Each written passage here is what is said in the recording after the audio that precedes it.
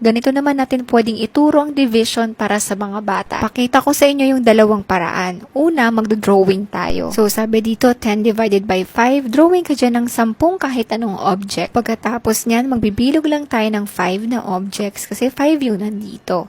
1, 2, 3, 4, 5. Bilog mo yan. Tapos 5 ulit. 1, 2, 3, 4, 5. Ilan yung nabuo mong grupo? 2. 2 is the answer. Yung isa namang way, gagamitan ng daliri. Bilang tayo by 5 hanggang ma-reach natin yung 10.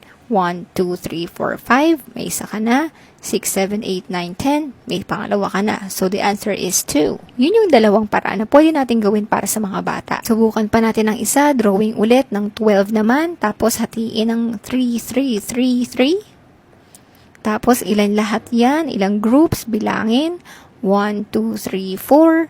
4 is the answer. Sa isa naman, daliri naman na technique, o kailangan by 3 tayo magbibilang. 1, 2, 3. May isa ka na. 4, 5, 6, 7, 8, 9, 10, 11, 12. O ilan yun? 4. 4 is the answer.